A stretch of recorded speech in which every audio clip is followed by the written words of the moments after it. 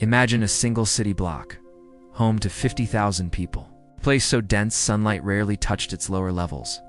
This wasn't a dystopian fantasy, but a very real, very complex community known as the Kowloon walled city.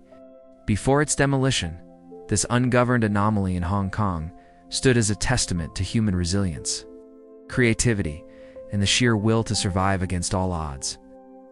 It was a labyrinth of interconnected buildings, a vertical slum, and for a long time, the most crowded place on Earth. Let's journey back and explore the architecture, the society, and the daily life inside what many called the City of Darkness. The story of the walled city begins long before its high-rise towers pierced the sky. Originally a Chinese military fort built in the mid-19th century, its unique political status was sealed when Britain leased the new territories from China in 1898. While Hong Kong fell under British rule, the walled city, by a quirk of the treaty, remained technically part of China. However, China did little to administer it, and Britain adopted a hands-off policy. This created a legal vacuum, a strange pocket of land that belonged to no one and everyone at the same time. For decades, it was a small, low-rise squatter village, a minor curiosity on the edge of a booming metropolis. The real transformation began after World War II, as refugees poured into Hong Kong. Many found their way to the walled city, where housing was cheap and authorities were absent.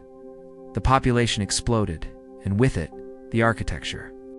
The construction was entirely organic and unregulated, a chaotic upward sprawl driven by pure necessity.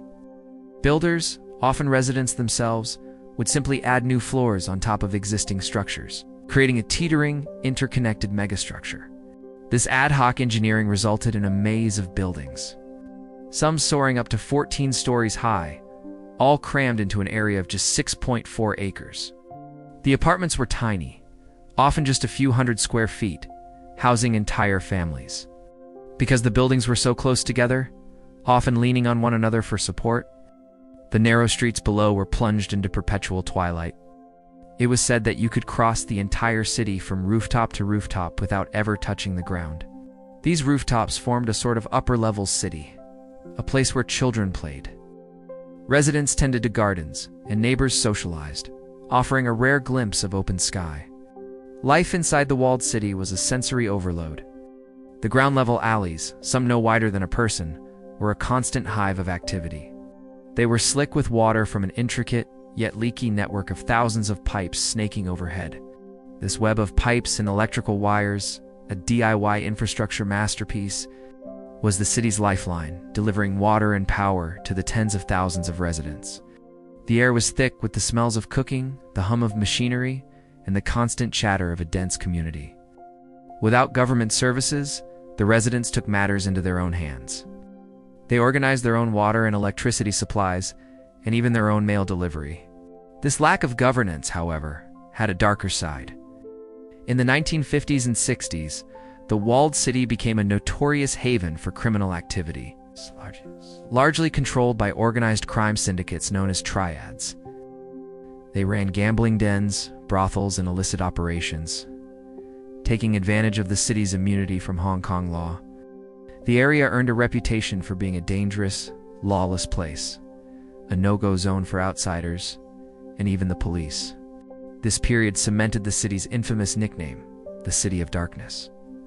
But to focus only on the crime is to miss the true heart of the walled city. By the 1970s, a combination of police crackdowns and the sheer force of community pushed the triads' influence into the background. What emerged was a remarkably functional, self-sufficient society. The walled city was, above all, a place of work. Thousands of small, unlicensed businesses thrived in its labyrinthine corridors. Dentists and doctors, who were often trained in China but not licensed to practice in Hong Kong, set up clinics offering affordable care to those who couldn't get it elsewhere. Factories churned out everything from noodles and fish balls to textiles and plastic goods. The city buzzed with the sound of sewing machines, the clatter of mahjong tiles, and the sizzle of food stalls. These businesses were the economic engine of the community, providing employment and services not just for residents, but for people all over Hong Kong who came for the cheap goods and services.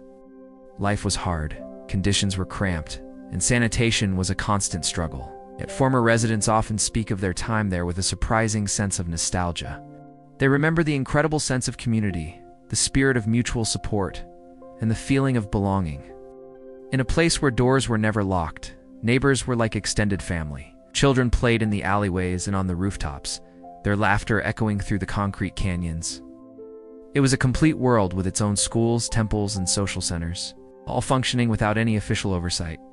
The walled city was a paradox. It was an eyesore to the government, a symbol of poverty and lawlessness. But for the 50,000 people who called it home, it was a vibrant, living community forged in the most unlikely of circumstances.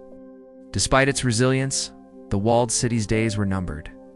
By the 1980s, both the British and Chinese governments agreed that the conditions were intolerable. The city's unique legal status was resolved, and in 1987, the decision was made to demolish it and rehouse its residents. The process was complex and fraught with emotion.